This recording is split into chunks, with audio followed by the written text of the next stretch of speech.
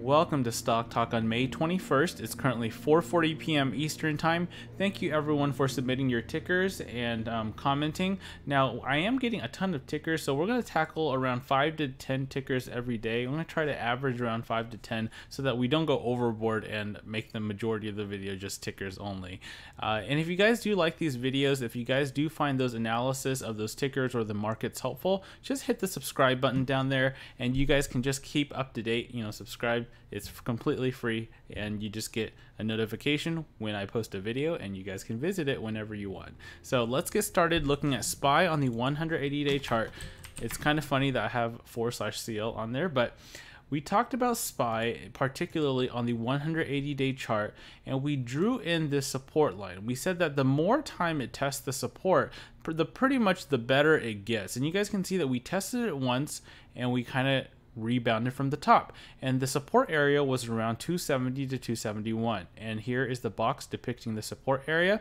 And I said that if we can just close above 270 or higher, then we're still on a bullish streak. Notice that we've had 8 consecutive days of pretty much just bullish movement higher, and we needed to breathe or rest because we have broken over the major 1-year resistance pattern, as you guys can see from this downward trend line. So now we have switched ourselves from the bearish pattern to a more bullish pattern, and you guys can see that we tested it once, tested it twice, and now we're back up here. This is again a very nice kind of confirmation that we're on the uptrend. So you guys might be asking, is this the top? Because we might do a double peak. So on the 180-day chart, it does show a double peak, but this is actually a very steady climb. This sort of climb I do like in terms of even breaking higher to where. So I'm looking for it to hit around 277 at least for now. So one thing to note is on the 1-year chart, you guys can see that it looks even a little better. What does that mean? Look at what candle we formed today, right? We pretty much came all the way back down to test the support only to get pulled all the way back up and to reconfirm the uptrend. So this is a good position that we're in. You guys can see that markets did do very well. The Dow Jones went up over 1 percentage point. SPY went over 0.75%, right, at that point. So the markets did do very well today, and we're looking for, we might come back down a little bit to the 20 EMA. You guys can see that we can still come down a little bit, but the general path or trajectory that I'm looking at is still higher. So looking at TVIX or volatility, we talked about TVIX breaking the major support, right? We said that it would not be unusual for it to continue to come down. And one trend that we want to know is that you guys can see how TVIX or volatility has been going down, and now that we've broken, pretty much stayed above the 270 to 271 area, people are now releasing shares. People don't want to be in volatility anymore because we're now pulling into a more bullish pattern, especially with the overall market. So here we go. Looking at the 20 EMA, we've seen that it's gotten rejected once, rejected again, rejected here, and rejected here, and now we're falling below the support. So this shouldn't come as this shouldn't be very unusual to you guys, especially for you guys who have tuned into my video in the past. Looking at /CL, which tracks crude oil futures, we know that crude oil has been making 4-year highs. It continuously does make 4-year highs, which means that we should be in along with the train ride because we've been making new highs every single time. We're breaking new ground. This is the time where we want to actually go in until we see some sort of confirmation of reversal, in which we would go to the opposite one. But right now, we talked about how this is a very steady pattern for crude oil moving higher. Look how much times, every time we kind of grabbed on to the 200 SMA line over here, we grabbed on to the 20 EMA line, we grabbed on to the support and resistance area. Here we grabbed on to the 50 SMA line. You can see that every single point, regardless where we are on the graph, we've been able to push higher with crude oil. So crude oil remains to be bullish, which follows the ticker GUSH, G-U-S-H, and we kind of see GUSH just pretty much going a linear line 45 degrees or higher upwards, right? And the reason why this is so significant is because we broke the 3-year trend of GUSH, and now that we've broken the 3-year trend, we're actually making this progression high upwards. So one question you guys might be asking is this a good time because we're so overextended? Right now, this is not a pattern reversal right now, and I am releasing a course in the future in which you'll be able to tell what the pattern of a reversal is, but right now there is no sign of reversal. Actually, this is a very healthy, steady uptrend that we're looking at least for now. So yep, so there's crude oil for you guys. And then we, by no surprise, I think DRIP, which is the inverse of crude oil, has been moving downwards. We just made another 3-year low today. So I'm not going to go too much into detail for DRIP. If you guys do want to look at DRIP, do just refer to my previous set of videos. It talks about DRIP and all the patterns that we're seeing. But regardless, we do see it continuously falling. So GUSH should remain the play for at least the next couple of days, right? So let's take a look at /NG, which tracks natural gas. We talked about natural gas having a resistance around 2.84. We know that there is a support around this trend line, right? So I want to go on the 180-day chart. It's been making this higher low.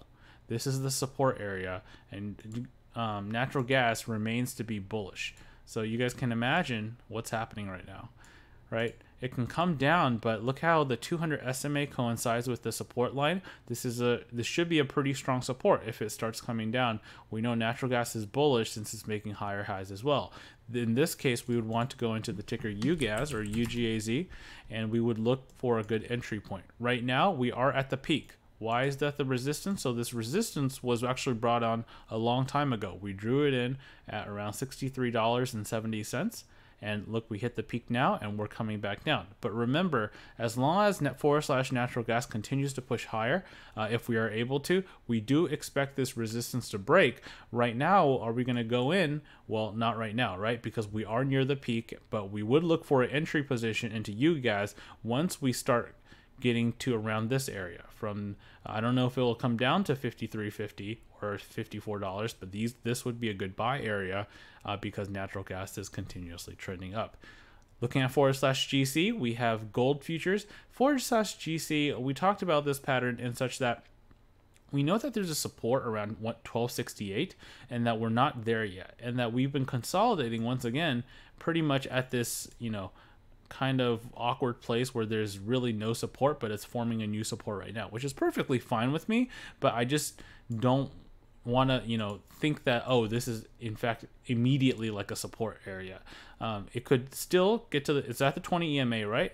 It can still come down and get rejected at the 20 EMA overnight as futures, progress to next day, and we can still fall to 1270. But we are looking for a position in JNUG because we're looking for a reversal on gold somewhere near the support, and then that's where we can write it back up. And we know that gold does have a couple, some ground to make up. So looking at JNUG, here's JNUG on the 180-day chart. We know that gold has been making higher lows, and we have resistance around 1630, and we're pretty much at the support right now. So if you guys do want to take an entry position right now, just be cautious that /GC is trying to confirm a new support right now, but at the same time we do have a good entry point right now, because if you are wrong, you can be wrong just a little bit, because you can set your stop loss around 1370. So if you guys got in today, I wouldn't have really blamed you if you want to take a position. But again,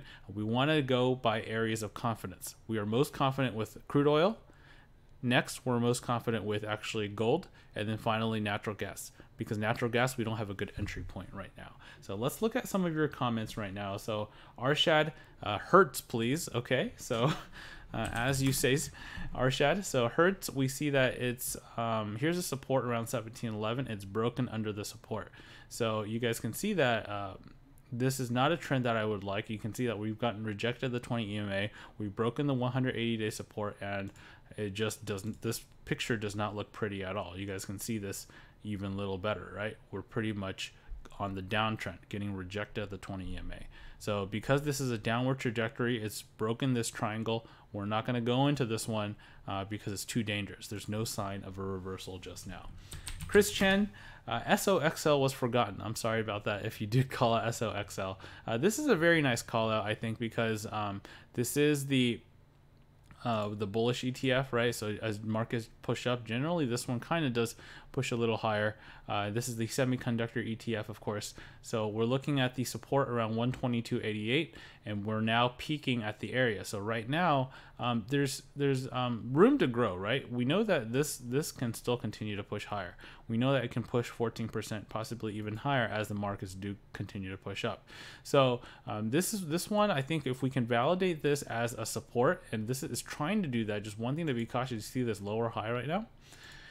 Just be a little cautious right now because we're at the peak. If we can validate this support and we start trending back up over the 20 EMA, we can take a position. But right now, it looks like we're pretty much even. This is like a 0-degree slope, and we're kind of sloping down with the resistance. So let's just wait on this one. I like the call out, but this is not the most comfortable position right now for SOXL. Okay, so Michael, hey Kevin, I was wondering what the usual time frame for your trade is. Would you call yourself a swing trader? Yes, so I do mostly swing trades because it's easier to make a profit off of swing trades, especially if you're not like constantly watching and doing day trades. You're not like eyeing the stock every single day, every single minute. Then it's just easier to do swing trades. So that's why I look at the long-term pattern. Hoping you look at BJK or global gambling. Oh, okay. So here's BJK. This is a gaming ETF. I think Congress passed kind of like a law or something that kind of prohibits online, or like removes the requirement of like online gambling or something like that. So now people can like use money and gamble. So you guys can see that casino stocks did go up, and we have this ETF going up as well. So this is propagated by news. Just be a little careful. We have broken over the 180-day trend, but because of this spike, we want to come down and retest and confirm that this is a support. At the very least, we needed to see it come down and confirm that this is a support. If it continues to go up, I'm okay missing this opportunity because it's spiked up because of news, right? Because of Congress passing a law. So yeah, I wouldn't go in right now, but you guys can see that we kind of tested this area, confirmed it, and now it's going back up. And it's just, also look at this volume. This volume is really low, 26,630. Actually, now that I changed my viewpoint, I'm not going to go into one that has a daily volume of 26,630. So there's just low volume, low liquidity, and not something I would go into. Okay, so hey, Xiao Wang, BIDU, sure thing. Yeah, BIDU. So here's BIDU. We know that BIDU fell 4.94% today. Look at this volume spike. And we made this 180-day high, 1-year high, and then all of a sudden we came down. I don't know what news propagated this drop, but one thing to note is since we did drop this much, we are looking for a support around this area, right? At the very least, we're expecting a support around 224.12. So once it does come down there, we do need to see a little bit of consolidation. At the very least, we need to see the candle structure. You see this candle structure? See this kind of candle structure? We need to look for some sort of this candle structure consolidation of the support before we go back to this one. Just because this massive drop, this gap down, is a little concerning to me. But yeah, I agree. This is something to watch, and especially as we near the support. So I'm going to actually set an alert for this one below 228.77, and it'll alert me. So good call out. Tango, do I do options? So I actually don't trade options. So yeah, unfortunately, that is not something I would go over because I don't trade options. So Tango, if I had to sell mu, where do you see the resistance level? And would 60 would 60 be really hard? So 60 is the previous high, right? Pretty much near the previous high, and I do agree that 60 is kind of hard, at least right now. Look how we're kind of doing. Let me look at the 180-day chart really quick. Okay, so yeah, I think we talked about MU as well. This was kind of like a confirmation of a continual uptrend. You guys can see that it attempted to come down to the 20 EMA. It's just this kind of trend is a little bit lopsided. I do like how it catches on the green line, right? The green line is the 150 SMA, and at which it would start spiking up. And here we're coming back up. One thing to note is I think 60 is possible. It's just, just ask yourself, is that 5.7 or 5.5% worth it to you? That's a risk to reward ratio that you will have to determine, because if you ask yourself, if you got in around the 150 SMA and then you rode it back up, right? Ask yourself, is the 5.5% worth it? It might be worth it, but you can also ask yourself, what if I just go with 3% and then get out? And that would be around $58 or $59. And that's also something that's more confident. So as you get higher and higher, your risk increases. And yeah, so. Okay, we talked about SOXL, Evan, so I hope that helped. And then BAC. So I hope this is everyone's ticker. So make sure you guys do comment on the comments. This is what I look at when I'm doing the analysis for you guys. If you guys try to comment somewhere else, I might not see it and catch it. So here's Bank of America, right? We see that it's been making lower lows and then it's also making lower highs. We don't know that if this is actually a peak because look, we might actually bounce off of this area. But since we're near the upper area, we know that bank stocks have been slightly more bullish in the past month, I think. But just right now, right? Yes, we are kind of trying to pull up, but at the same time, look how we're on the under the 20 EMA on the 180-day chart.